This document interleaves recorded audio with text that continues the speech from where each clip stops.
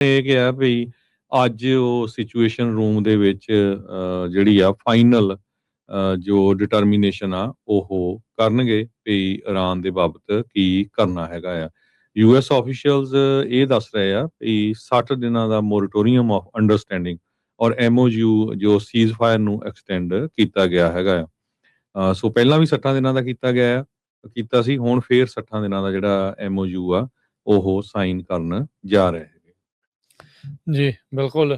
ਸੋ ਇਹ ਇੱਕ ਚੰਗੀ ਜਿਹੜੀ ਨਿਊਜ਼ ਦੇ ਤੌਰ ਦੇ ਉੱਤੇ ਸਾਰੇ ਜਾਣੇ ਦੇਖਣਗੇ ਵੀ ਇਵੈਂਚੁਅਲੀ ਜੇ ਕੌਨਫਲਿਕਟ ਵਾਈਂਡ ਡਾਊਨ ਹੁੰਦਾ ਆ, ਕੰਮ ਜਿਹੜਾ ਇਸ ਦਾ ਖਤਮ ਹੁੰਦਾ। ਸੋ ਕਹਿੰਦੇ ਵੀ ਨਿਊਕਲੀਅਰ ਟਾਕਸ ਨੂੰ ਲੈ ਕੇ ਜਿਹੜੀ ਗੱਲਬਾਤ ਆ ਉਹ ਅੱਗੇ ਹੁਣ ਵੱਧ ਰਹੀ ਆ। ਟੈਂਟੇਟਿਵ ਡੀਲ ਦੇ ਬਾਰੇ ਜਿਹੜੀ ਗੱਲ ਆ ਉਹ ਦੱਸੀ ਜਿਹੜੀ ਹਰਜੋਤ ਸਿੰਘ ਜੀ ਜਾ ਰਹੀ ਆ।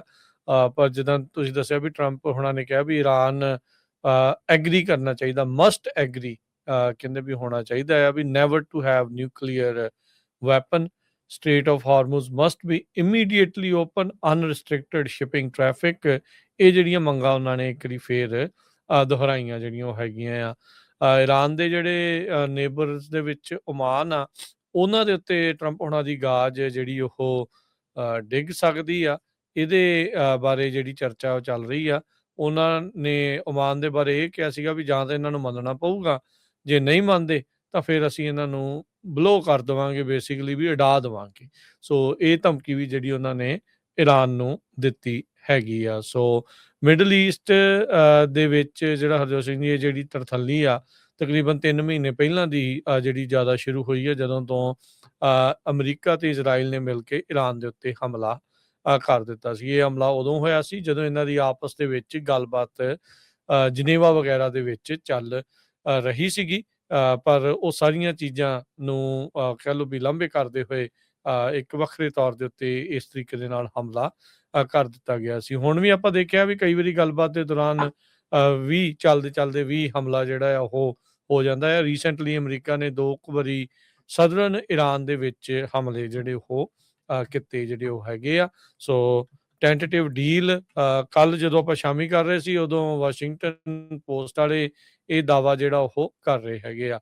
ਉਧਰ ਟਰੰਪ ਹੋਣਾ ਨੇ ਵੀ ਕਿਹਾ ਵੀ ਜਿਹੜਾ ਯੂਐਸ ਦਾ ਬਲੌਕੇਡ ਆ ਸਟ੍ਰੇਟ ਆਫ ਹਾਰਮੂਜ਼ ਦੇ ਉੱਤੇ ਉਸ ਨੂੰ ਹਟਾ ਦਿੱਤਾ ਜਿਹੜਾ ਉਹ ਜਾਵੇਗਾ। ਸੋ ਨੇਵਲ ਬਲੌਕੇਡ ਜਿਹੜਾ ਸਟ੍ਰੇਟ ਆਫ ਹਾਰਮੂਜ਼ ਦੇ ਵਿੱਚ ਲਾਇਆ ਆ, ਉਹਦੇ ਬਾਬਤ ਟਰੰਪ ਉਹਨਾਂ ਨੇ ਕਿਹਾ will be lifted. He would meet with aides on Friday to make final decision on deal with Iran. ਸੋ ਇਸ ਤਰੀਕੇ ਦੇ ਨਾਲ ਇਹ ਗੱਲ ਜਿਹੜੀ ਉਹ ਆਈ ਹੈਗੀ ਆ। ਇਰਾਨ ਸਾਰੀਆਂ ਗੱਲਾਂ ਤਾਂ ਜਿਹੜੀਆਂ ਹਰਜੋਤ ਸਿੰਘ ਜੀ ਨਹੀਂ ਮੰਨ ਰਿਹਾ, ਤਾਂ ਹੀ ਇਹ ਡੀਲ ਬਣਾਉਣ ਦੇ ਵਿੱਚ ਇੰਨਾ ਜਿਹੜਾ ਵਕਤ ਆ ਉਹ ਲੱਗ ਰਿਹਾ ਆ। ਹੁਣ ਇਹ ਵੇਖਣਾ ਹੋਊਗਾ ਵੀ ਕਿਸ ਤਰੀਕੇ ਦੇ ਨਾਲ ਇਹ ਜਿਹੜੀ ਡੀਲ ਆ ਉਹ ਜਿਹੜੀ ਉਹ ਬਣਦੀ ਆ। ਇਰਾਨ ਦਾ ਜਿਹੜੇ ਸਟੇਟ ਮੀਡੀਆ ਦੇ ਵਿੱਚੋਂ ਜਿਹੜੀ ਫਾਰਸ ਨਿਊਜ਼ ਏਜੰਸੀ ਆ ਉਹ ਇਹ ਜਿਹੜਾ ਉਹ ਕਹਿ ਰਹੇ ਆ ਵੀ ਉਹ ਦਾਵਾ ਕਰੀ ਜਾ ਰਿਹਾ ਵੀ ਜਿਹੜਾ ਟਰੰਪ ਉਹਨਾਂ ਦੀ ਲੇਟੈਸਟ ਸਟੇਟਮੈਂਟ ਤੇ ਜਿਹੜੀ ਕੰਡੀਸ਼ਨਸ ਆ ਉਸ ਦੇ ਵਿੱਚ ਕੁਝ ਕੁ ਚੀਜ਼ਾਂ ਜਿਹੜੀਆਂ ਸੱਚ ਨੇ ਤੇ ਕੁਝ ਜਿਹੜੀਆਂ ਉਹਨਾਂ ਨੇ ਝੂਠੀਆਂ ਜਿਹੜੀਆਂ ਉਹ ਬੋਲ ਦਿੱਤੀਆਂ ਹੈਗੀਆਂ। ਸੋਸ਼ਲ ਮੀਡੀਆ ਦੀ ਪੋਸਟ ਦੇ ਵਿੱਚ ਟਰੰਪ ਹੋਣਾ ਨੇ ਜਿਹੜਾ ਉਹ ਕਿਹਾ ਆ ਵੀ ਸਾਡੀ ਜਿਹੜੀ ਆ ਉਹ ਪੂਰਨ ਤੌਰ ਦੇ ਉੱਤੇ ਇਸ ਵਿੱਚ ਜਿੱਤ ਹੋਈ ਆ। ਤੇ ਆਬਵੀਅਸਲੀ ਹਰਜੋਤ ਸਿੰਘ ਜੀ ਇਰਾਨ ਵਾਲੇ ਇਸ ਗੱਲ ਨੂੰ ਹਜਮ ਕਰਨ ਤੋਂ ਇਨਕਾਰੀ ਨੇ, ਵੀ ਕਹਿੰਦੇ ਵੀ ਨਹੀਂ ਸਾਡੀ ਵੀ ਜਿਹੜੀ ਉਹ ਨਾਲ ਹੀ ਜਿਹੜੀ ਉਹ ਜਿੱਤ ਹੋਈ ਆ। IAEA ਦੇ ਜਿਹੜੇ ਚੀਫ ਆ ਉਹਨਾਂ ਨੇ ਇਹ ਜਿਹੜਾ ਕਹਿ ਲਓ ਵੀ ਆਖਿਆ ਆ, ਸੁਜੈਸ਼ਨ ਜਿਹੜਾ ਉਹ ਦਿੱਤਾ ਆ, ਸਲਾਹ ਦਿੱਤੀ ਆ ਵੀ ਜਿਹੜਾ ਇਰਾਨ ਦਾ ਸਟਾਕ ਪਾਈਲ ਆ ਜਿਹੜਾ near weapon grade enriched uranium ਆ ਉਸ ਨੂੰ ਕਜ਼ਾਕਿਸਤਾਨ ਦੇ ਵਿੱਚ ਸਟੋਰ ਕਰਕੇ ਰੱਖਿਆ ਜਾ ਸਕਦਾ ਆ।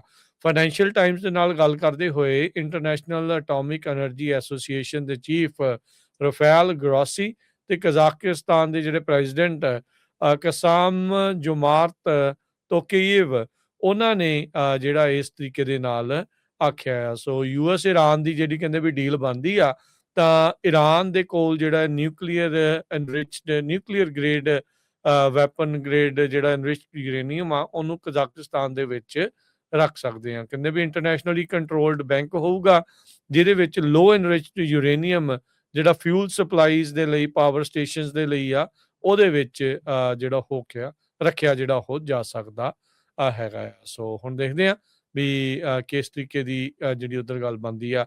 ਉੱਧਰ ਇਜ਼ਰਾਈਲ ਦਾ ਲੈਬਨਾਨ ਦੇ ਉੱਤੇ ਜਿਹੜੇ ਹਮਲੇ ਆ ਉਹ ਲਗਾਤਾਰ ਚੱਲ ਰਹੇ ਹੈਗੇ ਆ। ਇਜ਼ਰਾਈਲ ਦੀ ਮਿਲਟਰੀ ਨੇ ਉੱਥੇ ਦੇ ਇੱਕ ਸ਼ਹਿਰ ਜ਼ੈਫਟਾ ਜਿਹੜਾ ਉੱਥੇ ਲੋਕਾਂ ਨੂੰ ਚੇਤਾਵਨੀ ਦਿੱਤੀ ਆ ਵੀ ਡਿਸਪਲੇਸਮੈਂਟ ਥ੍ਰੈਟ ਜਿਹੜਾ ਉਹਨਾਂ ਨੇ ਕਿਹਾ ਆ।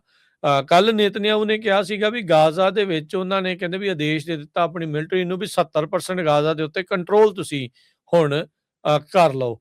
ਸੋ ਇਹ ਜਿਹੜੀ ਹਰਜੋਤ ਸਿੰਘ ਜੀ ਹੋਰ ਪਾਸੇ ਨੂੰ ਜਿਹੜੀ ਨਾਲ ਦੇ ਨਾਲ ਉਧਰ ਵੀ ਗੱਲ ਬਣ ਰਹੀ ਜਿਹੜੀ ਉਹ ਵੱਧ ਰਹੀ ਹੈਗੀ ਆ। ਸੋ ਜੋ ਪਿਛਲੇ ਕਈ ਸਾਲਾਂ ਤੋਂ ਜਿਹੜੀ ਲੜਾਈ ਚੱਲ ਰਹੀ ਆ ਹਰਜੋਤ ਸਿੰਘ ਜੀ, ਇਹਨਾਂ ਦੇ ਉਲਟ ਗਾਜ਼ਾ ਦੇ ਵਿੱਚ ਪੈਲਸਤੀਨੀਆਂ ਦੇ ਉਲਟ ਉਹ ਲੱਗਦਾ ਵੀ ਇਵੈਂਚੁਅਲੀ ਹੁਣ ਇਜ਼ਰਾਈਲ ਦੇ ਕੋਲ ਇਸ ਦਾ ਜਿਹੜਾ ਸਾਰਾ ਕੰਟਰੋਲ ਆ ਉਹ ਆ ਜਾਊਗਾ। 70% ਤਾਂ ਉਹਨਾਂ ਨੇ ਆਪਣੀ ਫੌਜ ਨੂੰ ਕਹਿ ਹੀ ਦਿੱਤਾ ਵੀ ਤੁਸੀਂ ਗਾਜ਼ਾ ਨੂੰ ਕੰਟਰੋਲ ਕਰ ਲਓ।